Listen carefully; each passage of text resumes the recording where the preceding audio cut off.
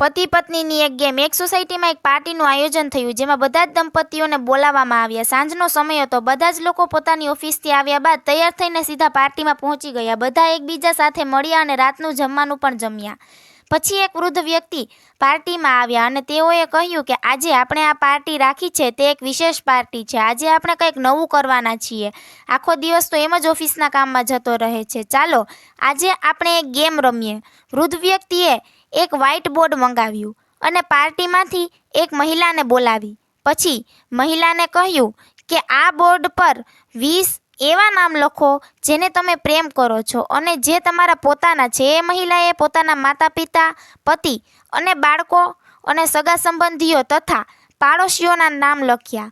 હવે તે વૃદ્ધ વ્યક્તિ થોડા હસ્યા અને બોલ્યા કે ચાલો હવે આમાંથી એવા 6 નામ કાઢી નાખો જેને તમે ઓછા પસંદ કરો છો અને જેમના વગર તમે આસાનીથી રહી શકો છો.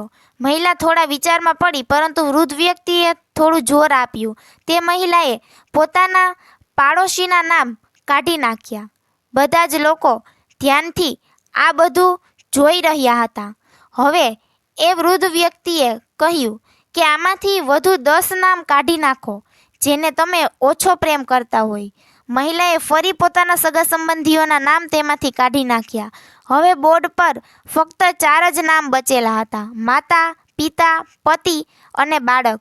બધા જ વ્યક્તિનું ધ્યાન હવે એ વૃદ્ધ વ્યક્તિ અને મહિલા પર કેન્દ્રિત હતું. વૃદ્ધ વ્યક્તિએ ફરીથી વિનંતી કરી કે આમાંથી વધુ 2 નામ કાઢી નાખો. હવે એ મહિલા ખૂબ જ દુવિધામાં ફસાઈ ચૂકી હતી. ગેમ તો એ મહિલા રમી રહી હતી, પરંતુ ત્યાં ઉપસ્થિત બધા જ લોકોના શ્વાસ જાણે અટકી ચૂક્યા હતા. બહુ જોર દેવા પર મહિલાએ પોતાના માતા પિતાનું નામ બોર્ડ પરથી કાઢી નાખ્યું.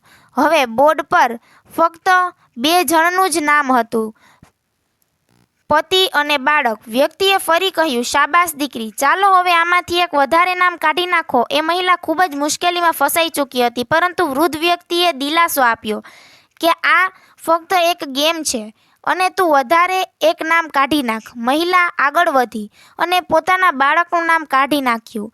હવે બોર્ડ પર ફક્ત તેના પતિનું નામ હતું. હવે વૃદ્ધ વ્યક્તિએ એ મહિલાને પોતાની જગ્યા પર બેસી જવા કહ્યું.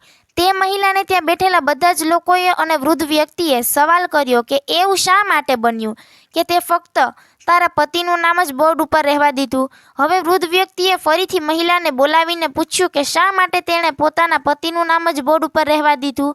તમારા માતા પિતાએ તમને જન્મ આપ્યો છે, તમે તેમનું નામ પણ કાઢી નાખ્યું અને જે બાળકને તમે જન્મ આપ્યો છે તેનું નામ પણ કાઢી નાખ્યું. એવું શા માટે? મહિલા બોલી, સર, હું મારા માતા પિતાને પ્રેમ કરું છું, પરંતુ મારા માતા પિતા વૃદ્ધ થઈ ચૂક્યા છે અને તે ખૂબ જલ્દી મને છોડીને ચાલ્યા જશે. હું મારા દીકરાને પણ પ્રેમ કરું છું, પરંતુ ખબર નહીં મોટો થઈને તે ક્યારે મારો સાથ છોડી દે. પરંતુ મારા પતિ ત્યાં સુધી મારો સાથ આપશે જ્યાં સુધી હું જીવિત છું. હું તેમની અર્ધાંગીની છું.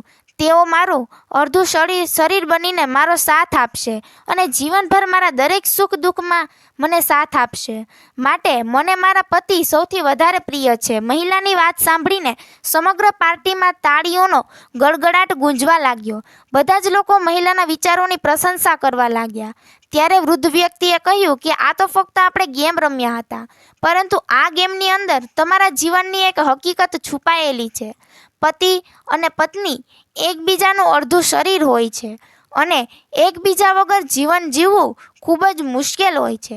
એટલા માટે બધા જ દંપતીઓને જરૂર હોય છે કે એકબીજાના પ્રેમનું સન્માન કરે અને દરેક સુખ દુઃખમાં એકબીજાનો સાથ નિભાવે. ત્યારે જ લગ્નનો સાચો અર્થ સાર્થક થાય છે.